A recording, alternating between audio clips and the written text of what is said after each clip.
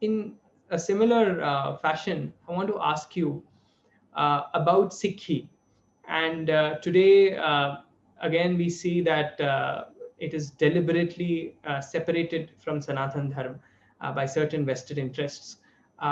Could you also help us understand how Sikhs and the Sikh gurus were, in fact, very prominent purveyors of Sanatan Dharma? Yes, yes, these are also fairly recent phenomena. So let's go back into kind of the history of the Sikhs. First of all, Nanak is also the patron guru of the Hindus of Sindh. He is not just some separative Sikh figure. Secondly, Guru Nanak's son, Sri Chand or Siri Chand, has founded the Udasan order of Hindu Swamis. You find him there in Haridwar, Rishikesh. Many of the orders came through that. He lived, they say, to over 100 years. I think even was, I think it was, I don't know if it was Shah Jahan or one of the Mughal emperors referred to Sri Chand as the most respected guru in India. And so all this, and again, let's look at the Sikhs. They also have karma, rebirth, moksha. They also have yoga practices. Many Sikhs are also involved in Ayurveda. In fact, all the Vedic Vedanga traditions. And let us go forward a bit to Guru Gobind Singh. He also went to Durga as Naina Devi in the Himalayas to get his sword.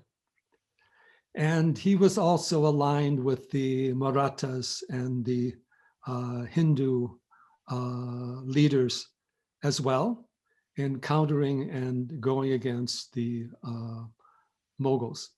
And let us go even further to the last really great independent ruler, king, emperor of India was Ranjit Singh.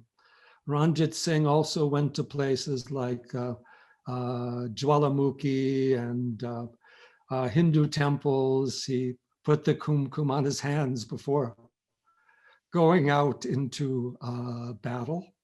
So there was not that division there. Udasan and Swamis and related Swamis were at most of the Gurudwaras. Gurudwaras also are vegetarian.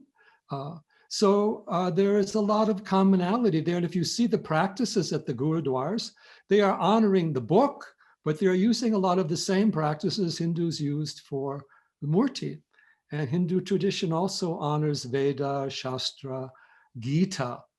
And I tell you that the book that inspired the Sikhs was also the Bhagavad Gita and the Kurukshetra. So the idea of Sikh as something opposed to the Hindu is not really there historically. And in the fight against the British, the Sikhs and the Hindus were together. Sikhs also often came out of Vaishnava traditions. One of the sons became a Sikh, Siksha. It wasn't necessarily a religious division that you had, one religion versus another. And look at all the Sikh names. Siri is, of course, Shri. The Sikh names, Guru Murki is closely connected to ancient Indian languages, Sanskrit, and it comes from the same basic Kurukshetra and Haryana, Punjab area that Vedas came from as well. So we don't need to divide these up. Again, there can be philosophical differences. And we also note that there is this sense among the, if we go deeply into the Sikh teachings, very much the ragas, very much the teachings are connected to not only Vedas, Mahabharata, and then even the other gurus who came up later on in recent times. And there's no history of a country called Khalistan. Ranjit Singh never created anything called Khalistan. And the Sikhs were defending Bharat as a whole. And Sikhs are all over India, the agricultural region, they're way over in UP, they're all over in the country. There was never this sense that they were people who belonged to a place called Khalistan. And even if we look at Punjab today, it's still nearly half Hindu. And we have the major Sikhs in Delhi, we have gurudwaras everywhere. So these are all part of what, again, we can call a Bharatiya Sanskriti. And we can have differences, certainly, philosophically, gurus you can follow. You may use murtis, someone may not. Arya Samaj doesn't use murtis.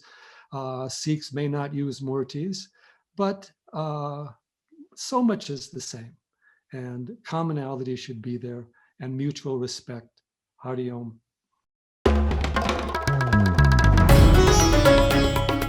Namaste.